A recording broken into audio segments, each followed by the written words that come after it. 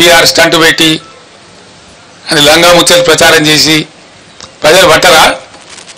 రాజకీయాలు చేద్దాం, మత్తుగా చేద్దాం రాజకీయాలు. మేము కూడా చాలా చేసాం, చాలా మందిని పాత్రలు పెట్టినాం, చాలా మందిని ఎత్తినాం, చాలా మందిని ఎక్కినాం, మేము గద్దెలు ఎక్కినాం. 10 సంవత్సరాలు మేము కూడా పరిపాలన చేసినాం. అదంత పెద్ద గొప్ప విషయం కాదు.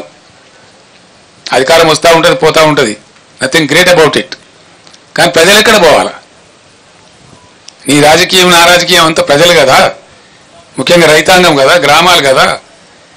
పట్టుబొమ్మల్లాగా ఉన్న పల్లెసీమలలో ఎలా బోరు బండ్ల హోరు వినిపిస్తూ ఉన్నది. బంద్ అయినాయి బోరు బండ్లు. గత 8 ఏళ్ళుగా బోరు బండి కనవల్లే, అడ్రస్ లేకుండే. కరెంటు వైండింగ్ మోటార్లు మళ్ళీ అద్భుతంగా రోజుకు 20-30 మోటార్లు వైండింగ్ చేస్తూ ఉన్నాయి. అవి కనబడలే, మాయమైపోయినాయి. తెలంగాణ రాష్ట్రం నుంచి జనరేటర్లు అమ్ముకునే దుకాణాలు పారిపోయినాయి. ఇన్వర్టర్లు, కన్వర్టర్లు, స్టెబిలైజర్లు అమ్ముకునే దుకాణాలు దివాలా తీసినాయి తెలంగాణలో. మళ్ళీ ఇవాళ అవి కొనే దుస్థితి ఎందుకు వస్తూ ఉన్నది ఈ రాష్ట్రంలో? మిషన్ భగీరథ దాన్ని పట్టించుకున్న నాదుడే లేడు. నేను ఒక 2-3 జిల్లాల ఇంజనీర్లు అడిగిన, ఏమిరా నాయన ఏందిది, మీరే కదా నడిపాను, నిర్మించింది మీరే, నడిపింది మీరే, ఏమైందంటే సార్ దీంట్లో అసలు కిటుకు వేరే ఉన్నది, అడిగేవాళ్ళు లేడు. అప్పుడు మీ ఆఫీసులేమో స్మితా సబర్వాల్ గారు సెక్రటరీ గారు సపరేట్గా ఉండ్రి, దీని మీద ఎవ్రీ డే దీని మీద మానిటరింగ్ ఉంటుండే. ఎక్కడైనా కూడా ఆమె గద్దలాగా వచ్చి వాలి అందరు ఇంజనీర్లను తీసుకొచ్చి టాప్ టు బాటం కూర్చోబెట్టి సమీక్ష చేస్తూ ఉండే, బ్రహ్మాండంగా జరుగుతూ ఉండే. ఒక చిన్న పైప్ ముక్క పోతే కూడా తెల్లారి లోపల వేసేవాళ్ళు. ఇవాళ 15 రోజులు కూడా పడుచుకునే వాళ్ళు లేడు, అజమాయిష్ కొరబడింది అని చెప్తున్నాడు వాళ్ళు. రెండవది ఏం చెప్తున్నారు, మిషన్ భగీరథ నీళ్ళు కరెక్ట్గా రావాలంటే మంచి వాల్యూమ్ ఉండకంటే మంచి హై క్వాలిటీ పవర్ 23 గంటలు కనీసం ఉండాలి, నిరంతర విద్యుత్ సరఫరా ఉండాలి. ఈ ప్రభుత్వం యొక్క తెలివి తక్కువతనం వల్ల మళ్ళీ ఇలా లక్షల మూటలు కాలుతా ఉన్నాయి తెలంగాణలో. లక్షలు, వేలు కాదు. ఒక్కొక్క రైతు మూటలు 2 సార్లు 3 సార్లు కూడా కాలుతా ఉన్నాయి. ఆరాటానికి పాపం వాళ్ళు ఏం చేస్తారు, పుట్టకొచ్చిన పని చేను, ఈంతున్న చేను ఇక వండుతుందేమో, 4 గిన్నెలు వండితే బతుకుతామేమో అని చెప్పి కొత్తగా బోర్లు వేయటం, వాగులలో చెలుమలు తీయటం, వరద కాలువలలో చెలువలు తీయటం, క్రేన్లతో పూడికలు తీయడం, మాయమైన అన్ని మళ్ళీ ప్రత్యక్షమైనాయండి 100 రోజులకే.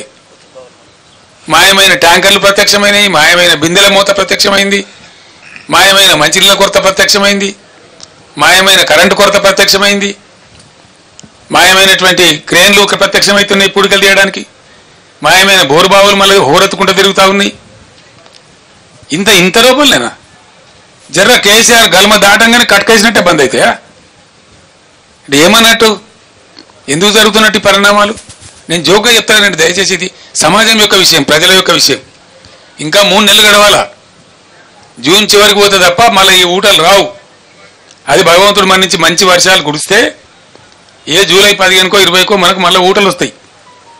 వర్షాలు భారీగా కురిస్తే అప్పుడు భూగర్భం మళ్ళా జలంతో నిండితే అప్పుడు వస్తాయి. దాదాపు ఇంకో 3 నెలలు 3.5 నెలలు ఇంకా ఎంత భయంకరమైతే పరిస్థితి. దానికోసం మాట్లాడవలసి వస్తూ ఉంది. నేను బాధతో మాట్లాడుతున్నా, దుఃఖంతో మాట్లాడుతూ ఉన్నా. అద్భుతమైన మంచినీళ్ళ సదుపాయం ఉన్న తెలంగాణ నా కళ్ళ ముందే 100 రోజులలో ఇంత నాశనం అవుతుంది. నా కళ్ళ ముందే బిందెలు పట్టుకొని తిరుగుతారు, నా కళ్ళ ముందరనే బోర్లు వేసుకునే దుస్థితి వస్తుంది, నా కళ్ళ ముందరనే మళ్ళీ ట్యాంకర్లు కొనుక్కోవాల్సిన దౌర్భాగ్యకరమైన పరిస్థితులు వస్తాయి అని నేను అనుకోలే. నిజంగా కళ్ళలో నీళ్ళు తిరుగుతా ఉన్నాయి కొన్ని సందర్భాలు చూస్తూ ఉంటే. ఎందుకు షార్ట్ అయి ఉండాలండి నీళ్లు? ఏ కారణం చేసి షార్ట్ అయి ఉండాలా? What is the reason for that? అదేం లేదు. మేమేం చేసినామండి, హైదరాబాద్ ఏనాటికైనా ప్రధానం కాబట్టి ఎల్లంపల్లి నుంచి సింగిల్ లైనే ఉంది, అక్కడ నుంచి ఎక్కువ వచ్చే అవకాశం లేదు. ఒకటే లైన్ వేసేప్పుడు అంతే చేసిండ్రు. సంవత్సరానికి 10-12 TMC వస్తుంది. కృష్ణ నుంచే ఫేజ్ ఉందని చెప్పి సాగర్లో డెడ్ స్టోరేజ్ ఉంటుందని, 100 TMCల పైచిలకు డెడ్ స్టోరేజ్ ఉంటుందని, పాత అక్కంపల్లి మీదనే ఆధారపడకుండా 1450 కోట్లతో మేము సుంకిశాల ప్రాజెక్ట్ కూడా మంజూరు చేసినాం. అది కూడా ఆల్మోస్ట్ దగ్గర పడ్డది. 70-75% పనులు అయిపోయినాయి మా ప్రభుత్వం పోయే నాటికే.